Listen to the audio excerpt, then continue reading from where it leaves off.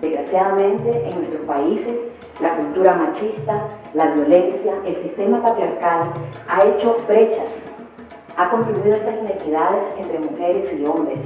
Y desgraciadamente, nuestro sistema va a apoyar esa cultura machista. Por tanto, en nuestros países, muchísimas mujeres quedan en la indefensión. Y ese sistema, mal llamado ruta de acceso a la justicia, sirve más bien para condenar a las mujeres que son las víctimas de ese sistema y no a sus agresores. En Nicaragua, el derecho a los cuidados que tienen perjudica más a las mujeres. Y ha sido una de nuestras luchas erradicar la división sexual en el trabajo y exigir a los hombres que asuman la responsabilidad del trabajo doméstico y del cuidado de los niños, niñas y de los ancianos también. Trabajar o tener un salario en condiciones humanas y que la vida de las mujeres no corra peligro más allá del hecho de trabajar, porque trabajamos para vivir, no trabajamos para morir. El acceso a la tierra en Nicaragua estaba en manos de hombres y de los grandes capitalistas que han acaparado toda la tierra para el beneficio de su producción y su riqueza. Las mujeres, para tener derecho a la tierra, tendrían que tener derecho a créditos. Los créditos implican que vos tenés que tener algo para darlo, para que sea una garantía. Producto de la violencia machista, las mujeres no tenemos eso. Y nosotros en Nicaragua estamos promoviendo y exigiendo al gobierno leyes que favorezcan el acceso y control de la tierra a las mujeres. Somos en Nicaragua más del 52% de la población, sin embargo, no nos toman en cuenta, pero tendremos que seguir haciendo incidencia para lograr esa vida sostenible, esa vida digna que merecemos, porque somos humanas con derechos. El asunto es, frente a esto, no si es válido contestar, sino cómo contestamos si el fenómeno es internacional. Obviamente, a un fenómeno que está muy globalizado y muy internacionalizado, le tienes que contestar de esa forma. El asunto es cómo, o sea, qué instrumentos y qué herramientas podemos tener, ¿no? Acciones como este tribunal son esenciales para visibilizar y denunciar un sistema de derechos que no siempre se corresponde con la justicia.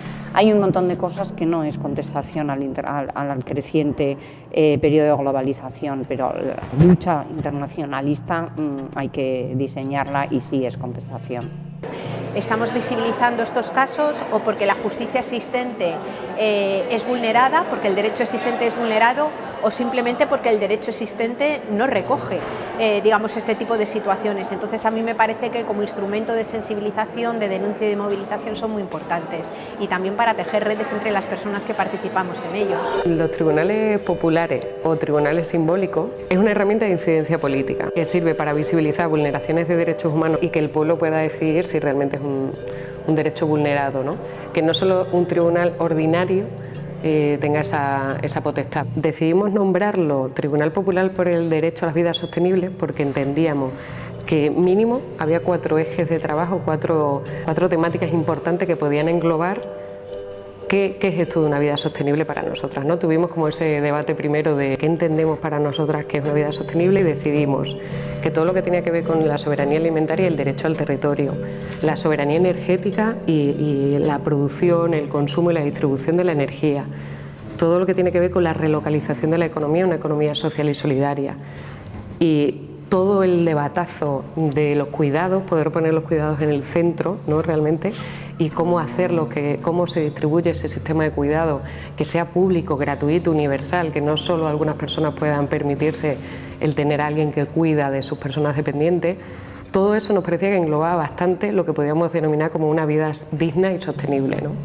Entonces decidimos trabajar esos 4 ejes y visibilizar casos que se repitieran en Euskal Herria, que es donde se enmarca el tribunal, y en otros lugares, ¿no? Especialmente América Latina y el Sáhara. Entonces hemos elegido los mismos casos o muy parecidos para que se visibilice esa visión norte-sur que realmente es local global, está muy interconectada. Las leyes te pueden servir para exigir los derechos, importante, pero desgraciadamente no se aplican. Y por eso tenemos que continuar en esta lucha continua, denunciándola. Y si no lo podemos a nivel nacional, pues ¿qué es lo que nos queda? La denuncia pública. hablarlo, decirlo, visibilizarlo en todos los espacios a los que podamos acudir. Y este tribunal es importante.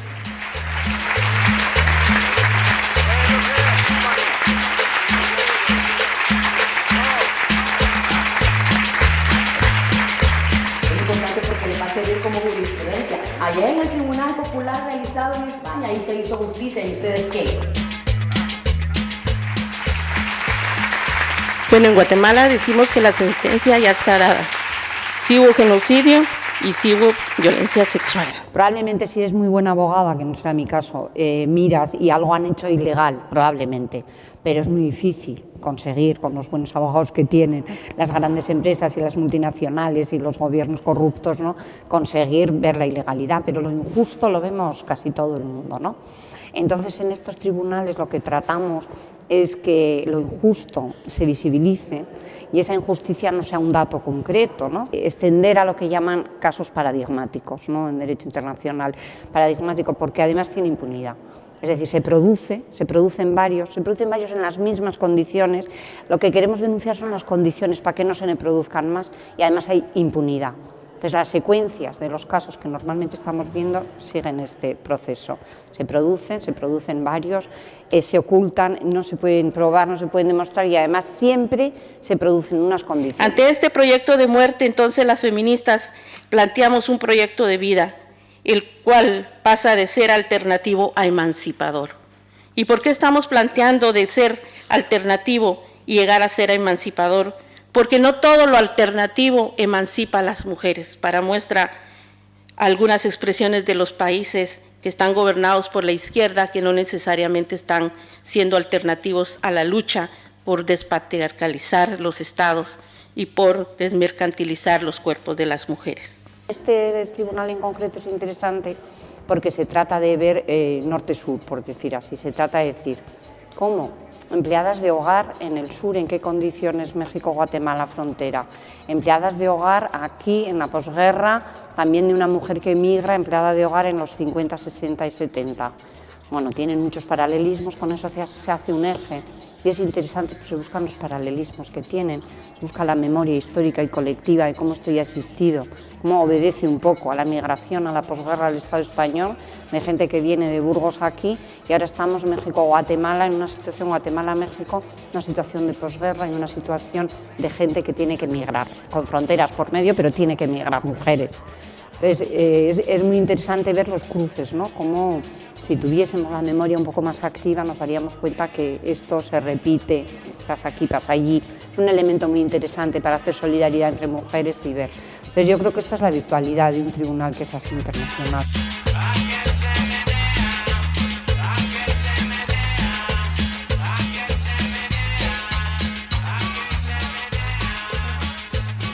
Yo vengo de Guatemala, de un municipio, San José Ojetenam. Allá donde yo vivo no hay derecho a la niñez ni a la educación, por falta de que somos muy pobres.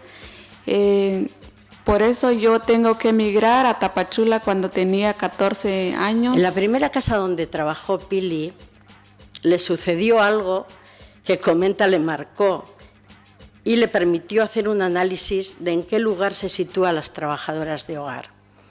Pili se despidió de la casa, llevaba un mes trabajando. Ella dice que se despidió porque le obligaban a llamar señorito hasta un niño de 10 años. No son los problemas de Flori y de Pili, son los problemas colectivos. No son situaciones que sucedan por casualidad, que sucedan por simple mala voluntad de sujetos concretos, sino que son situaciones que juegan un papel en este mundo en el que vivimos, que tienen sentido en el marco de un sistema que, como ya se ha denominado, es un sistema capitalista, es un sistema heteropatriarcal, es un sistema colonialista y racista y es un sistema medioambientalmente destructor. Lo que me impulsó a mí fue que ya no le siguiera pasando a las demás lo que me había pasado, o así como yo que no conocía mis derechos en tanto tiempo. Entonces eso fue lo que me ayudó a mí a darme valor, fuerza, para que ellas aprendan lo que es los derechos, para que aprendan a no callar lo que le está pasando a uno en esas casas. otro problema común del que nos hablan estos casos, es de ese hilo, ese nexo de continuidad entre los cuidados que se pagan y los que no se pagan, los que se hacen dentro de las casas y los que se hacen fuera de las casas.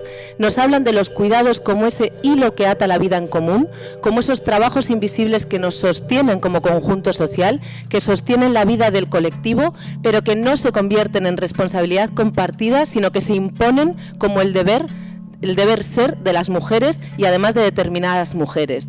Nos hablan, por tanto, de que la vida en común no es una responsabilidad común y de que en este sistema no todas las vidas valen igual. Hay vidas que valen más que otras y hay vidas que se ponen al servicio de otras. Entonces nos hablan de cómo la vida de las mujeres se pone al servicio de la vida de los hombres, la vida de las personas migrantes al servicio de la vida de las personas autóctonas, la vida de las personas de clases populares al servicio de las clases altas, las vidas de quienes se les adjudica el rol de sirvienta al servicio de las vidas de quienes se consideran patronas. Queremos ser dueñas de nuestros cuerpos, de nuestros deseos y de nuestras vidas, y que para ello es urgente abordar e implementar una verdadera reorganización social de los cuidados, distribuyendo todos los trabajos y la riqueza en condiciones de justicia para todas las personas, porque si no, desgraciadamente, un centro como el que nosotras estamos ahora sosteniendo a través de una coordinadora de mujeres, pues tendremos que seguir otros 22 años más peleando, ¿no? Que bueno, no nos importa, estamos ahí para eso, pero que sería muy agradable tener que dejar de hacerlo porque efectivamente hemos logrado una sociedad mucho más justa para todas. Exigimos nuestro derecho a decidir libremente y con responsabilidad si deseamos tener descendencia o no, a decidir cuánta, en qué momento y con quién, que se cumpla nuestro derecho a decidir sobre nuestras propias vidas, sin que nadie pueda decidir por nosotras sobre cuestiones que afectan a la esfera más íntima de nuestra integridad personal. Nuestra misión como Centro de Derechos Humanos Fray Matías de Córdoba es hacerle ver que ellas tienen derechos y ayudarles a empoderarse para que ellas puedan solicitarlo desde sí mismas. No podemos admitir que en el siglo XXI se permita la esclavitud de miles de mujeres migradas de diferentes etnias, clase social y de diversos países de procedencia que trabajan en el servicio doméstico y como internas, en el cuidado de personas mayores dependientes, en condiciones de trabajo injustas, de aislamiento social y de exposición cotidiana a todo tipo de abusos. Somos cuidadoras, porque somos madres, somos hijas, somos hermanas, pero es un derecho que nos han impuesto como deber y que realmente deberíamos tratar de visibilizarlo más porque nos han invisibilizado.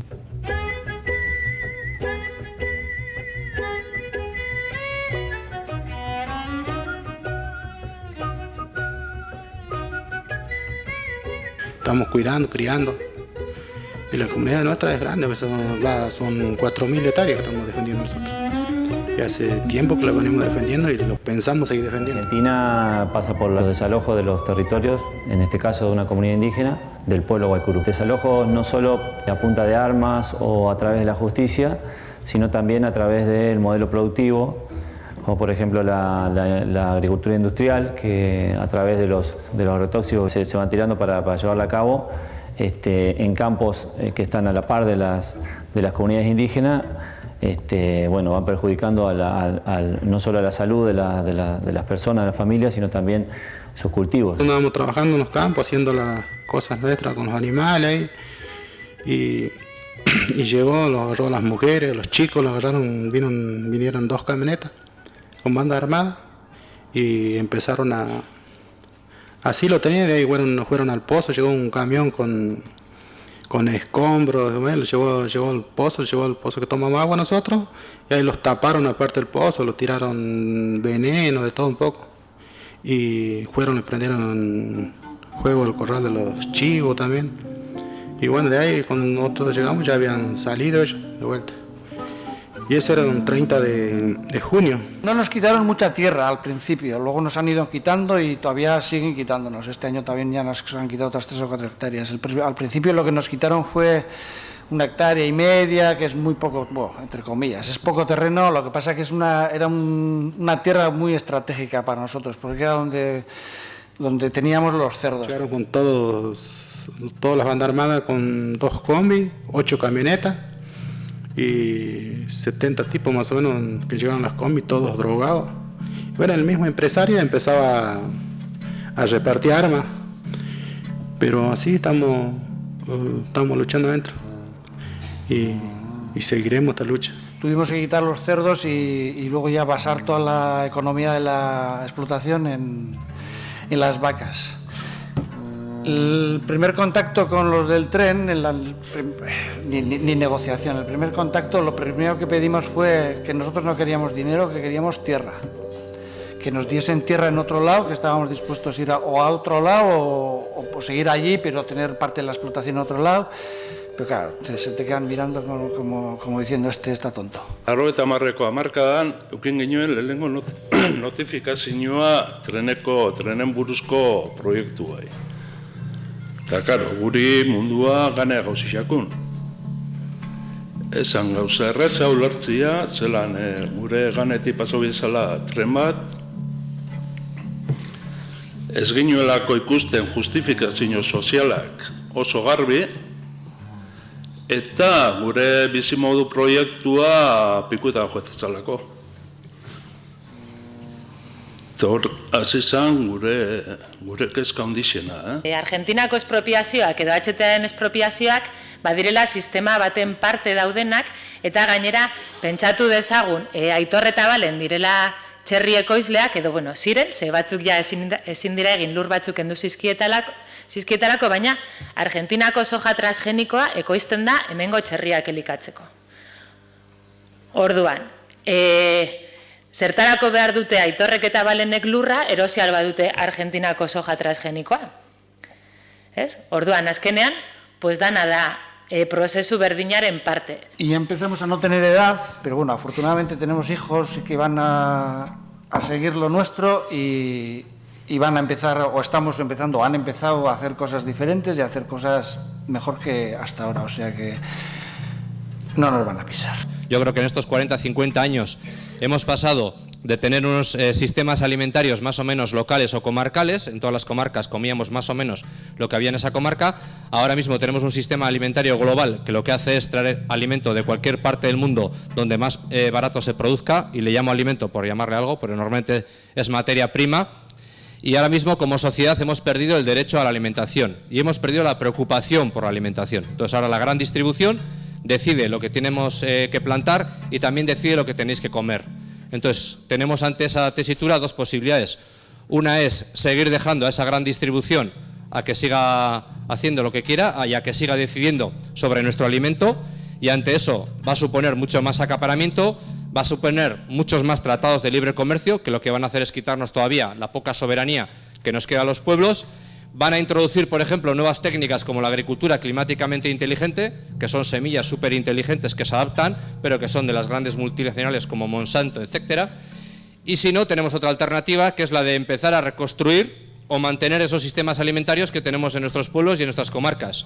Y en ese trabajo estamos. Y para reconstruir y construir esos sistemas alimentarios de nuevo, pues tenemos que empezar a defender la tierra, porque la tierra no es responsabilidad de los campesinos y las campesinas. Sin tierra no hay alimentos y es responsabilidad de toda la sociedad. No solo la tierra, sino las semillas, el agua, los bosques y los océanos. Son nuestros bienes comunes como sociedad.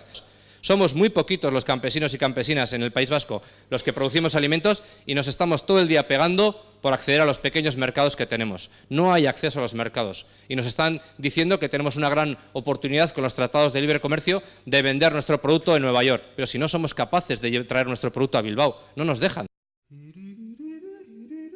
Energia para qué? Energia para qué? Energia norentzat eta energia zertarako. Las grandes empresas, y no podemos olvidar a los estados que son cómplices, están poniendo los usos energéticos, las infraestructuras y también el modelo de gestión de los suministros básicos al servicio del lucro y muy alejados de una lógica de derechos, donde las necesidades de las personas y las comunidades son las que tendrían que guiar este modelo. La situación ambiental es de un impasse. Llevamos 26 años esperando un referéndum que había prometido la ONU y es una situación de ni paz ni guerra. Tenemos también una lógica en la que las personas afectadas y las comunidades que están defendiendo sus territorios y sus recursos son entendidas por este modelo como externalidades que hay que acallar para seguir explotando el recurso de la manera más eficiente para el mercado y para las élites extractivas, y a costa de los principales medios de subsistencia, ya sean estos el salario del cual una gran parte se va para pagar suministros o ya sean estos los recursos naturales explotados. Es una situación durísima, cada vez más olvidada por los grandes medios de comunicación, y yo venía aquí al tribunal para arrojar un poco de luz y para que no se olvide el tema, porque se está olvidando realmente el tema del Sáhara Occidental. Erantzuna beti da berdina. Energia naue merkaderia. Energia ez da merkantzia. Eta guk nolabait horri heltzen diogu. Pasadan hilean, zuetariko asko egon zarete Bilbon bildu ziren 150 emakume energiaren arazoari heltzeko. Zergaitik? Nolabait, energia letra handiz horrek normalean gizon, enpresari, teknologo edo dirudunen privilegioa dalako. Eta nolabait, emakumeen eskubideak aldarrikatuz, pobrezia, prekarietatea edo bazterketa energetikoaren politikak emakumeengan zenolako eragina duten, ez? Emakume horiek, 150 emakume horiek, konpromisoa agertu zuten elkarrekin lan egiteko eta ekofeminismoaren bidetik energia politika berriak eskatzeko. Hablamos de explotación de recursos, hablamos también, no podemos olvidar, de explotación de los trabajadores, en este caso lo digo en masculino porque así es una mayoría de trabajadores hombres en el sector energético, y por último también explotación a través de estas facturas energéticas abusivas. Estamos ante una lógica que lo que hace es mercantilizar y financiarizar los bienes comunes y que debemos poder recuperar, debemos garantizar el acceso a la energía como un derecho y defender los bienes comunes, en este caso como la energía, que tiene muchas formas, para que sea lo más justa posible. No podemos olvidar que hay unas dobles lógicas que actúan a la vez, ¿no? Una mano manda ayuda humanitaria al Sáhara Occidental y la otra sigue comerciando con Marruecos. Yo quería decir de las empresas que expolian, todos sabemos la responsabilidad que tienen los países, Marruecos, claro, España, por supuesto, Francia y los países del Consejo de Seguridad, pero las empresas también tienen, aparte de que están robando, tienen una responsabilidad política, y es que están legitimando la ocupación. Cuando tú te estás llevando, cuando tú estás haciendo negocio con un producto del Sáhara, estás legitimando la operación, estás dándole una apariencia de normalidad que no es normal que robes. Y eso perpetúa la ocupación. Es como el mayor abuso que puedes ver directamente cuando la población saharaui está sufriendo. En los territorios ocupados la población parada es casi el 80%, no hay futuro para los jóvenes. Y ya no estamos hablando de la zona de los refugiados donde somos nosotros, pero es que en los territorios ocupados sufren una represión directa, de forma que la pueden ver, y encima empresas privadas vienen a instalarse en el territorio, a expoliar nuestros recursos de forma totalmente ilegítima, y que encima la anterior sentencia del Tribunal de la Unión Europea reconoce que se están violando el derecho del pueblo saharaui, porque es una forma de violar nuestros derechos. Y en el caso de pobreza energética, una mano propone medidas para proteger a los consumidores, mientras la otra sigue proponiendo modelos en los que la liberalización del mercado es la prioridad. Desde el grupo de pobreza energética de Goyener se trabaja este aspecto. Un proceso sobre todo de asesoramiento y de prevención, ya que desde servicios sociales pues nos llegaba la información de que las personas llegaban ya a ellos cuando el corte de la luz era casi inminente, y bueno, el tiempo de maniobra para actuar era prácticamente nulo. La vida de la bordadora es bien duro, así de que este es el trabajo que nosotros realizamos, este es el bordado que hacemos. El salario que nosotros tenemos es un salario miserable. Al mes yo sacaba a veces $80, $90 al mes. Pasamos todo esto, ¿y qué me quedó a mí? Mis enfermedades, mi vista, mis dolores musculares, y a punto de darme un derrame. Vengo a presentar el caso de Nerea. Nerea es un nombre ficticio. Nuestro deseo habría sido que ella misma hubiera venido, por la importancia que dar testimonio de primera mano supone. Pero nos ha trasladado que no tiene fuerzas para venir aquí a relatarnos su caso por la carga emocional que ello le implica. De hecho, tampoco las tiene para continuar defendiendo sus derechos, como veremos más adelante. El abogado me hizo un montón de preguntas, yo le respondí que yo llevaba mis pruebas que había elaborado, había en planilla, donde el juez le preguntó a la dueña que si ella me conocía a mí. Ella se negó, dijo que no me conocía. Mi caso pasó a la corte, pasó entonces a otra instancia, pero ahí quedó mi caso. Los casos presentados de Nerea y Rosa tienen causas comunes. Son parte de un sistema de dominación y principalmente de dominio de mercado sobre nuestra vida. Los países disputan lugar para ofrecer las condiciones para que las corporaciones exploten a la mano de obra.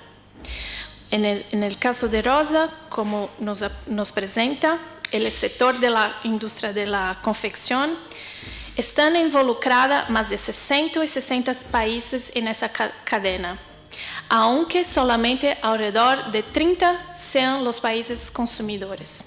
Muchas de las personas perceptoras de la RGI tienen una experiencia traumática que va más allá del clásico venga usted mañana de la administración pública. El objetivo de Lanbide es reducir el número de personas perceptoras para ajustarse al presupuesto y lo hace de una manera perversa, derrotándolas en todos los frentes, hasta que piensen que perder de vista a Lanbide es simplemente una liberación. El conseguir la RGI, que no es nada fácil, es un recurso muy valioso. Y nosotras lo vivimos no como una concesión de un derecho, sino como un préstamo altamente condicionado, ¿no? Por esa fiscalización de las relaciones de solidaridad, como en el caso de Nerea, la invasión de la intimidad, cuestionando qué consumes, cómo te relacionas, cuáles son tus necesidades. Sobre todo estamos insistiendo en el adjetivo incondicional. El tema incondicional es un tema clave en lo que es la diferencia con los subsidios, con la renta condicionada. Se revela ahí el intento de disciplinamiento y control de la gente pobre. La agencia del Estado Lanbide tiene en cuenta que la forma de vivir es basada solamente en gastos monetarios. Y los agentes públicos cuestionan la forma de vida de Nerea. No tienen en cuenta que su estilo de vida es basado en la ayuda, en la cooperación, en la solidaridad.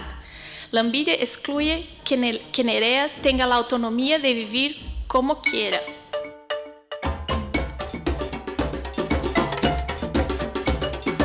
Después de que han concluido la presentación de los casos, podemos sacar en conclusión que estos espacios son esenciales para que todas las personas reconozcan que tenemos derechos, que estos derechos podemos exigirlos y que cuantos más seamos y cuantos más seamos conscientes de que el Estado tiene la obligación de proteger y garantizar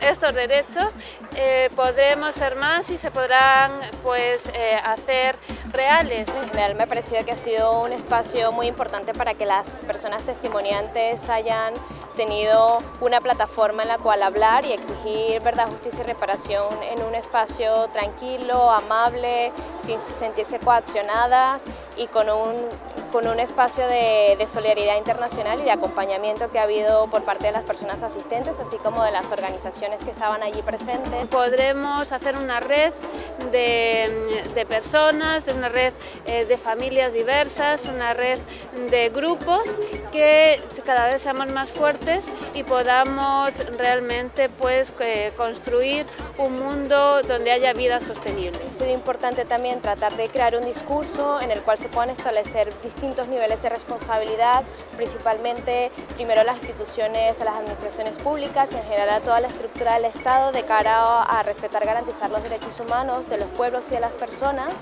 Y por otro lado también de exigir e interpelar directamente a las empresas transnacionales, quienes a través de sus actividades están incumpliendo abiertamente con ya los estándares de derechos humanos establecidos, y luego también a un nivel más de sensibilización hacia la sociedad civil en que nos interpele este modelo socioeconómico que tenemos, que es incompatible con tener una vida digna.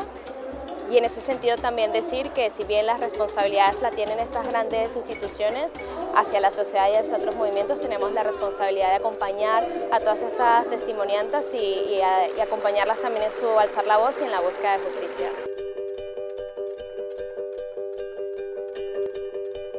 Una vida alegre, ¿no? Que me apetezca vivirla con alegría y dignidad, tendría que ver con que pueda elegir qué estoy comiendo, que sean elementos sanos y cercanos, que la energía que se consume en mi entorno y de la que disfruto no haya masacrado a pueblos, especialmente a pueblos indígenas o pueblos cercanos con el tema de las extractivas, minerías y demás, o el gasoducto, justo lo que está también pasando ahora, ¿no? Con el juicio del caso Castor en Cataluña.